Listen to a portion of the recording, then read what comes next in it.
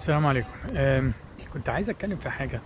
في جمله أنا دايما بقولها على ما اعتقد انها راجعه لنابليون بونابرت. بيقول ايه؟ من ملك قوته ملك حريته. والموضوع ده انا عايز اتكلم فيه علشان اللي حصل في امريكا، اللي هو القرار اللي اتخذه دونالد ترامب ان هو يمنع كل المساعدات اللي هي الامريكيه اللي هي يو اس ايد للطلبه. وطبعا في طلبه من عندنا اتاذوا وحصلت مشاكل والكلام ده. طبعا لو احنا كنا نملك قرارنا واحنا نملك قوتنا ونقدر بنملك كل شيء في نحدد بيه مصيرنا، ما كناش احتاجنا ان احنا نستنى المساعدات بتاعت اي حد تاني. بس في حاجه انا عايز اشيد بيها، والله اعلم، لان لو القرار ده صحيح انا فعلا بحيي اللي اتخذ القرار ده. ما هو قرار صعب، هو ده المفروض اللي يحصل، بس القرار صعب ان هو يتاخد في وسط الظروف اللي احنا فيها دلوقتي. في خبر قريته ان هي الحكومه المصريه بتقرر اللي هي تتكفل بجميع المصاريف بتاعه الطلبه اللي اتاثروا بمنع المساعدات الامريكيه عن، طبعا هو العالم كله بس عن مصر. القرار ده مهم جدا ومحترم جدا، وانا احب احيي اللي اخذ القرار ده. ليه؟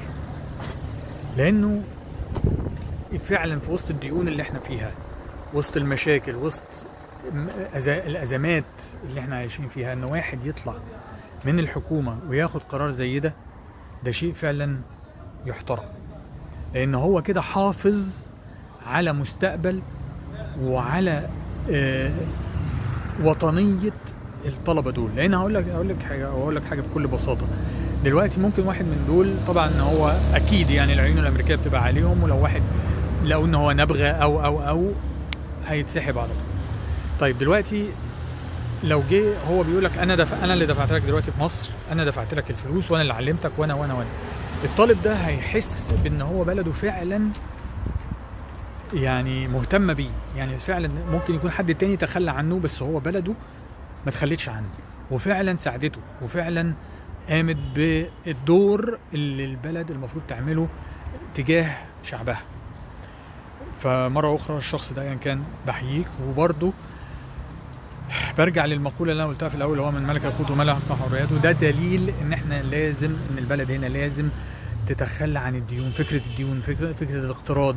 لازم ننمي اللي إحنا منتجاتنا وحاجاتنا، ويعني نستخدم مواردنا إحنا، ما نستناش يعني صدقة من أي حد. احنا اللي نعمل. زي كنت بكلم واحد صاحبي من فتره بقول له المفروض نعمل زي ما محمد علي عمل. شفنا ايه نشوف ايه النواقص اللي عندنا ونبعت ناس. طبعا انا اتريقوا عليا بطريقه بشعه بسبب الجمله دي، ان انا بقول لهم محمد علي باشا. طب ما هو ده فعلا هو اللي عمله، ان هو بعت ناس لا مثلا عندها مشكله في الطب، بعت ناس لجامعات في اوروبا وفي الله اعلم فين تاني، واتعلموا الطب واتعلموا الاساسيات وبقوا دكاتره كويسين، وبعد كده جابهم رجعهم تاني، وهم دول كانوا النواه بتاعه التعليم في مصر. فهو ده اللي احنا محتاجين نعمله. احنا محتاجين نقوم او اولا نغير السيستم البيروقراطي الروتيني اللي عندنا في مصر، ولازم نبص على الناس اللي عندها مواهب واللي فعلا يستاهلوا وننميهم، علشان هم دول يبقوا النواه اللي احنا نقوم بيها بعد كده ونعتمد على نفسنا. ما ينفعش ان احنا طول عمرنا نعتمد على غيرنا. طبعا في قصص بلاوي سمعتها وعرفتها عن جامعات حصلت، وناس كانوا عايزين يقدموا حاجه للجامعات بس بسبب البيروقراطيه هربوا منها. فاتمنى فعلا ان دي حاجه ان الحكومه تبص لها، وان احنا نغير فكرنا وننمي اللي عندنا، ما نحاربش اللي عندنا لغايه ما يطفش. انا طبعا مش عايز اخش في تفاصيل عشان مش عايز اتكلم في حاجات كتيره، يعني مش عايز اخش في حاجات كتيره، تعبان انا نفسيا. بس اتمنى ان انتوا تكونوا فهمتوا انا عايز اقول ايه وعايز اوصل لايه. السلام عليكم.